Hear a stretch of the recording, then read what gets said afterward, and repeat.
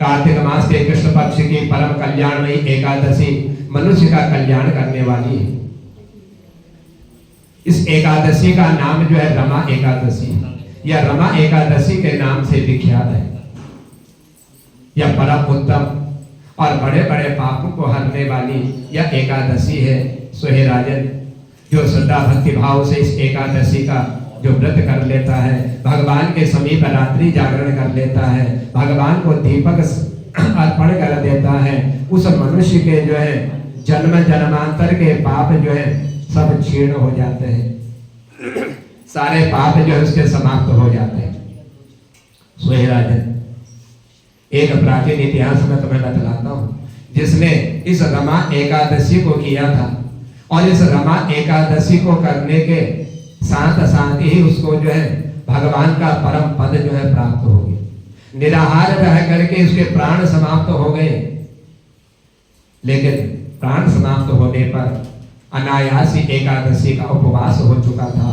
उस एकादशी के उपवास करने के ही कारण इसको जो है एक सुंदर फल प्राप्त हुआ और अंत में भगवान के वैकुंठ धाम को प्राप्त होने का मार्ग भी सुलभ हो गया। सो हे राजन, एक प्राचीन समय की बात है कि पूर्व काल में एक मुचुकुंद नाम के एक विख्यात राजा हुए और इतने प्रसिद्ध ये राजा थे, इनकी कीर्ति जो है हर जगह विराजमान थी। यह भगवान श्री विष्णु के भक्त और सत्य प्रतिज्ञ थे, कभी झूठ नहीं बोला करते, हमेशा सत्य पर ही चला करते थे। और इन्होंने जो है उस राज्य में रह करके न जाने कितने वर्षों तक जो है राज्य को इन्होंने चलाया, प्रजा की सेवा करी।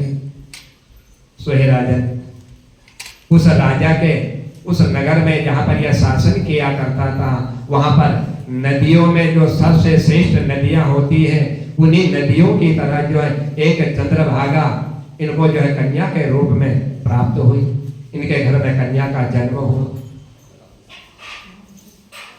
इस राजा ने अपनी कन्या का नामकरण करवाया और जब वह विवाह के योग्य हुई, सो हे राजन, आज जो इस राजा ने जब अपने उस कन्या का विवाह जो है चंद्रसेन जो शोभन के साथ उसका विवाह कर दिया। सो हे राजन, विवाह कार्य संपन्न हो गया, समय व्यतीत तो होता चला गया। एक समय की बात है कि जब यह शोभन एक समय अपने ससुर के घर में आया हुआ था, तो उसके यहाँ पर जो है जिस दिन अपने ससुर के घर में पहुंचा था, उस दिन जो है कार्तिक मास के कृष्ण पक्ष की दशमी का दिन था। और इस राजा ने अपने उस नगर में सब जगह सूचना भिजवा दी, सबको यह सूचना दे दी कि कल एकादशी है और कल एकादशी के दिन कोई भी भोजन ना करे। और इतना ही नहीं, अपने घर में कोई भोजन तक नहीं बनाए। आज यह राजा ने जो है सारे नगर में यह घोषणा करवा दी। दसवीं का दिन था, दूसरे दिन एकादशी आने वाली थी, शोभन भी वहीं पहुंचा हुआ था। जब यह घोषणा पूरे नगर में करवा दी, इसको सुन करके शोभन ने अपनी पत्नी चंद्रभागा से कहा कि हे चंद्रभागा, कि हे प्रिय, अब मुझे इस समय जो है क्या करना चाहिए, क्या नहीं करना चाहिए, क्योंकि मैंने ना तो आज तक कभी एकादशी के बारे में श्रवण किया हुआ है और ना ही मैंने कभी जो है एकादशी का ये व्रत किया हुआ है। इसलिए अब आप मुझे बतलाइए कि अब मुझे क्या करना चाहिए, मुझे इसकी कोई शिक्षा दो, क्योंकि तुम्हारे पिता ने पूरे नगर में यह घोषणा करवा दी कि आज के दिन कोई भोजन ना तो बनाए ना भोजन करे। आज चंद्रभागा अपने पति से कहने लगी कि मेरे पिता के घर में एकादशी के दिन कोई भोजन नहीं करता। और इतना ही नहीं, मनुष्य तो रहे दूर के, जितने पशु भी होते हैं, ये पशु भी जो है मेरे पिता के घर में एकादशी के दिन जो है भोजन नहीं करते। और इनके जो छोटे छोटे बच्चे हैं, इन पशुओं के, वो भी अन्न और घास का जो है और जल का जो है आहार नहीं करते। उनको भी जो है एकादशी के दिन कुछ भी भोजन करने को नहीं दिया जाता। फिर मनुष्य जो है एकादशी के दिन कैसे भोजन कर सकता है? ये तो मेरे पिता के इस राज्य में जिस प्रजा का पालन करते हैं, इनका यह नियम है, यदि आप भोजन करोगे मेरे पिता के घर में तो आपकी बड़ी निंदा होगी। कहेंगे एक ही कन्या थी इस राजा की, उस कन्या का विवाह कार्य इसने संपन्न किया, और यदि मुझे मालूम होता कि एकादशी के दिन भी यह जो है भोजन कर लेता है तो वह अपनी पत्नी का विवाह से नहीं करता, इसलिए तुम्हारी निंदा होगी। इस प्रकार मन में विचार करके आज इसने जो है अपने हृदय को, अपने चित्त को बड़ा दृढ़ कर लिया, मजबूत कर लिया। तब सोमन ने कहा कि तुम्हारा कहना बिल्कुल सत्य है, यदि मैंने कल एकादशी के दिन तुम्हारे पिता के घर में भोजन कर लिया तो मेरी तो निंदा होगी और साथ में तुम्हारी भी निंदा होगी। इसीलिए आज मैं यह प्रण लेता हूं कि कल एकादशी के दिन मैं भी जो है तुम्हारे पिता के घर में जब तक रहूंगा मैं भोजन नहीं करूंगा। देवताओं ने जैसा मेरे भाग्य में लिखा होगा, जैसा फल होगा, जैसा विधान होगा, वैसा ही होगा। अब मैं भी जो इस एकादशी के व्रत को करूंगा, ऐसा सोमन ने अपने पत्नी को जो है यह संकल्प दे दिया।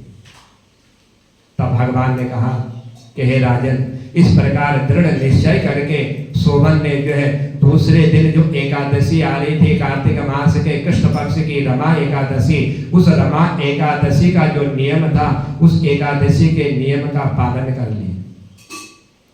सो हे राजन, एकादशी के दिन इसने जो है व्रत को रखा, और जब यह एकादशी के व्रत को कर रहा था थोड़ा थोड़ा करके समय व्यतीत होता गया एकादशी के दिन का, और इसको जो है भूख से इसके शरीर में आज जो है पीड़ा होने लगे, कष्ट होने लगे, क्योंकि इसने कभी भी जो है एकादशी का यह उत्तम व्रत नहीं किया, और एकादशी के आज इस व्रत को करने से इसको जो है भूख प्यास लगने लगी, बड़ी दुखी हो गई, विचार करने लगा, सोचने लगा क्या करूं, जल पीता हूं, भोजन करता हूं तो मेरी निंदा होगी।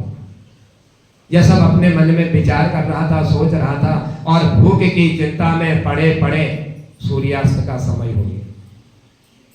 एकादशी प्रारंभ होने से आज सूर्य अस्त का समय हो गया, रात्रि व्याप्त हो गई, रात्रि का समय आ गया।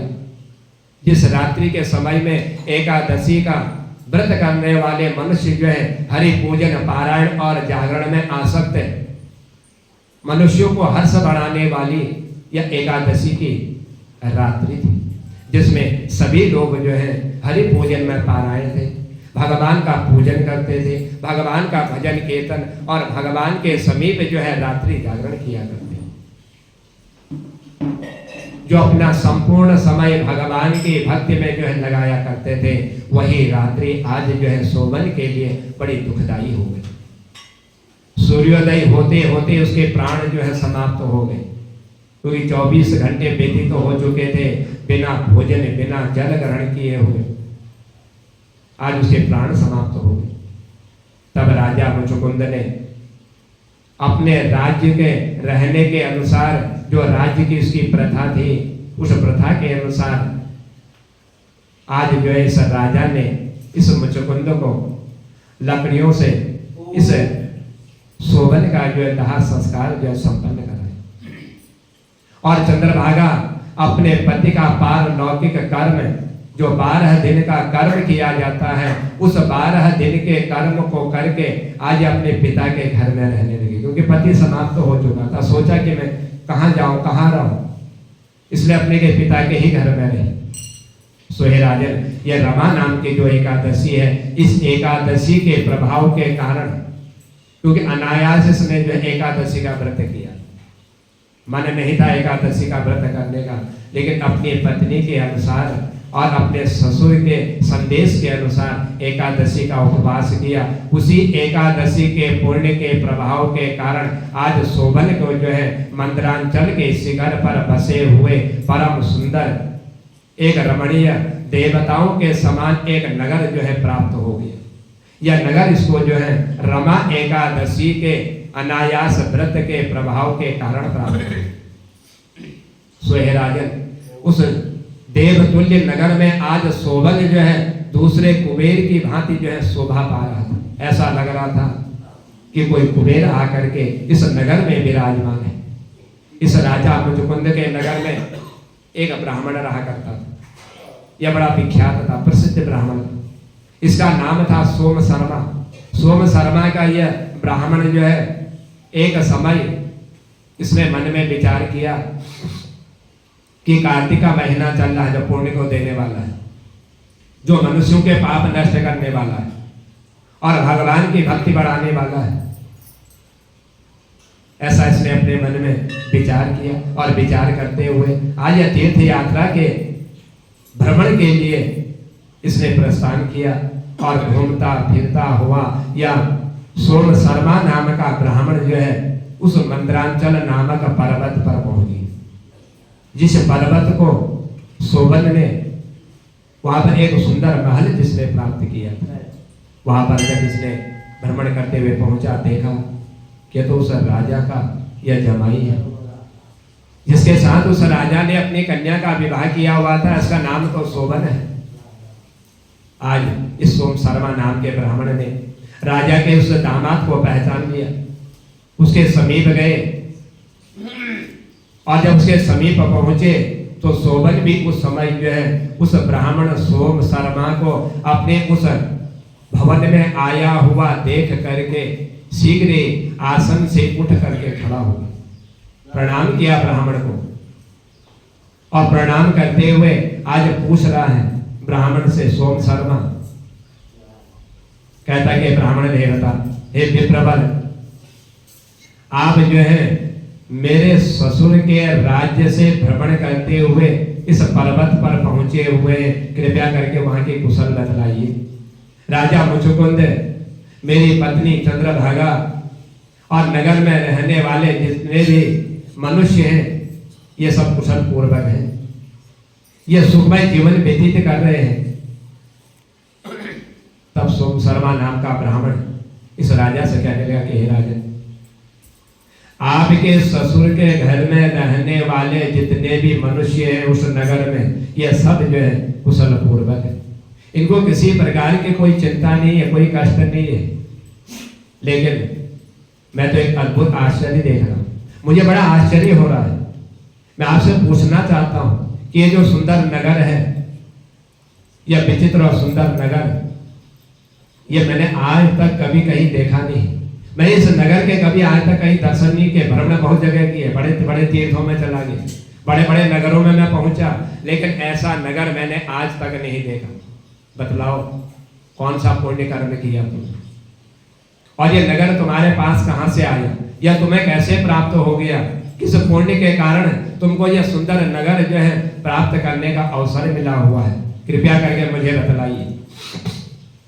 आज ब्राह्मण सोम शर्मा की ऐसी बातों को सुन करके ब्राह्मण से सोबन कहने लगा कि ब्राह्मण देवता, कि आपको मालूम है, आपको ज्ञान है कि मेरे ससुर के राज्य में एकादशी के दिन मनुष्य तो रहे दूर के, लेकिन पशुओं के बच्चे तक भी भोजन नहीं करते। और जब मैं अपने ससुर के घर में था, दसवीं के दिन उन्होंने पूरे नगर में यह संदेश भिजवा दिया था कि कल एकादशी के दिन कोई भोजन नहीं करेगा।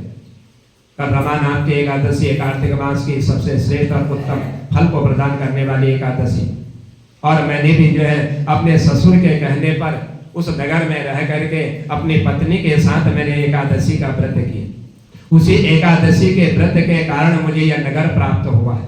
हे ब्राह्मण देवता, मेरे मन में श्रद्धा नहीं थी कि मैं एकादशी का व्रत करूं, और ना ही मैंने कभी एकादशी का व्रत किया। मैंने तो अनायास श्रद्धाहीन होकर के इस उत्तम व्रत का अनुष्ठान किया।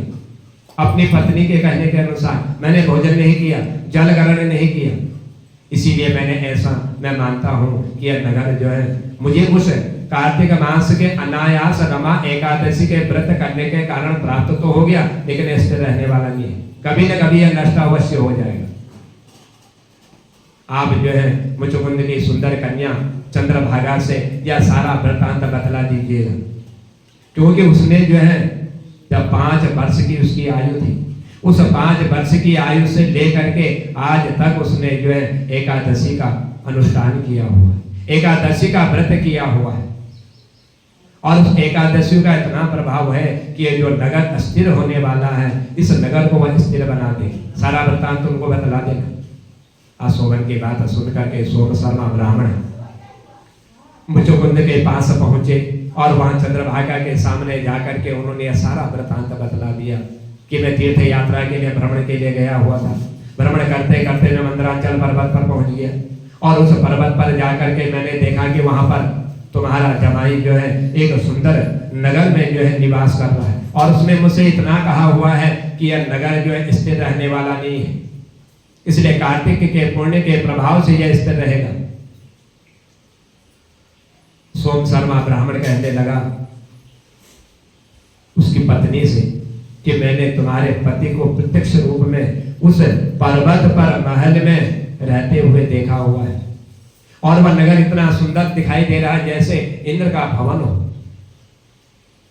इंद्र के नगर के समान जो है वह नगर मैंने देखा, उसका अवलोकन किया है। लेकिन एक बात है, तुम्हारे पति से जब मेरी वार्तालाप हो रहे थे, बातें हो रही थी, तो उन्होंने कहा कि सुंदर भवन मुझे कार्तिक के व्रत के अनायास प्रभाव से प्राप्त हुआ है, लेकिन यह अस्थिर रहने वाला नहीं है। उसको ये अस्थिर बतलाते हैं, कभी न कभी यह नष्ट अवश्य हो जाएगा।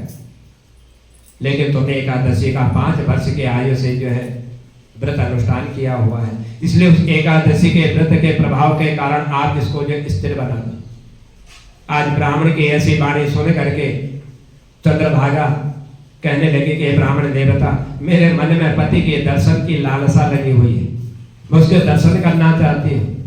कहाँ पर मेरे पति हैं, कैसे रह रहे हैं, कैसा उनका भवन है, और उस भवन में कौन कौन लोग निवास करते हैं, यह मैं सब देखना चाहती हूँ। आप मुझे वहां पर ले चलिए जहां पर आपने जो है भ्रमण करते हुए मेरे पति के दर्शन किए हुए हैं। मैं अपने व्रत के पुण्य के प्रभाव से इस नगर को स्थिर बना दूं।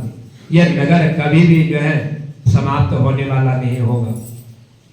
जिसको अस्थिर बतला रहे हैं वही इस नगर को मैं स्थिर बतला दूंगी। राजा चंद्रभागा की ऐसी बात सुनकर के सोम शर्मा ब्राह्मण देवता के साथ आज उस मंदराचल नामक पर्वत के निकट एक वामदेव ऋषि का आश्रम था। जब ये चंद्रभागा को लेकर के ब्राह्मण देवता जा रहे थे उस नगर में, उसके पति से उसको मिलाने के लिए, तुम जो नगर, उसी नगर में जो आश्रम पड़ता था जिसमें मुनि विराजमान रहते थे, वहां पर ऋषि के मन की शांति, उनकी शक्ति, उनकी एकाग्रता और एकादशी के व्रत के सेवन के प्रभाव के कारण जब ये दोनों वहां पर पहुंचे, साधु ने इस चंद्रभागा की दिव्य दृष्टि कर दी, दिव्य शरीर इसका हो गया और ऐसी गति इसको प्राप्त हो गई कि एक क्षण भर में ये उस नगर में प्रवेश कर ली। ऐसी शक्ति जो है साधु महाराज ने इसको प्रदान करी। इसके बाद वह अपने पति के समीप वह पहुंची। उस समय उसके नेत्र जो है बड़े आनंदित हो रहे थे अपने पति के दर्शन करने के लिए। अपनी प्रिय पत्नी को आज शोभन उस स्थान पर आया हुआ देख करके बड़ा प्रसन्न हो, और उन्होंने उसको बुलवा करके अपने वाम भाग में सिंहासन पर बिठाया। और फिर चंद्रभागा ने बड़े हर्ष से भर करके अपने पति से कहा कि हे नाथ, के हे स्वामी, मैं आपको हित की बात बतलाती हूँ कि पिता के घर में रहते समय जब मेरी अवस्था 8 वर्ष की हो चुकी थी, उस 8 वर्ष से जब मैं आगे प्रवेश कर रही थी 9वें वर्ष में, उस 8 वर्ष से लेकर के आज तक मैंने जो है कोई भी एकादशी मैंने नहीं छोड़ी। मैंने हर एकादशी का मैंने अनुष्ठान किया, हर एकादशी का उपवास किया, मैंने व्रत रखा, और उससे मेरे भीतर जो पुण्य संचित हुआ है, जो पुण्य मुझे उन एकादशी से प्राप्त हुआ है, उन एकादशियों के पुण्य के प्रभाव के कारण जिस नगर को आप अस्थिर बतला रहे हो, इस नगर को मैं जो स्थिर कर दी थी, और आज से कल्प कल्प तक यह नगर जो है नष्ट होने वाला नहीं होगा, और सब प्रकार के मनोवांछित वैभव और समृद्धिशाली यह भवन तुम्हारा होगा, यह नगर होगा। यह नगर कभी जो है जीवन में समाप्त नहीं होगा। मेरे उस एकादशियों के पुण्य के प्रभाव के कारण मैं आज इसको जो स्थिर बना देती। इस प्रकार रमा व्रत के प्रभाव से वह चंद्रभागा दिव्य भोग, दिव्य रूप और दिव्य आभूषणों से विभूषित हो गई। ऐसा लग रहा था मानो कि समय कोई देवताओं की जो है अप्सरा उस नगर में जो है प्रवेश कर चुकी, अपने पति के साथ उस मंदरांचल के शिखर पर विहार करती हुई यह भ्रमण कर रही थी। सोहे राजन, मैंने तुम्हारे समक्ष जो है यह रमा एकादशी का उत्तम व्रत का मैंने वर्णन तो नहीं करा, जिस एकादशी के व्रत मात्र से मनुष्य के जन्म जन्मांतर के पाप नष्ट होते हैं।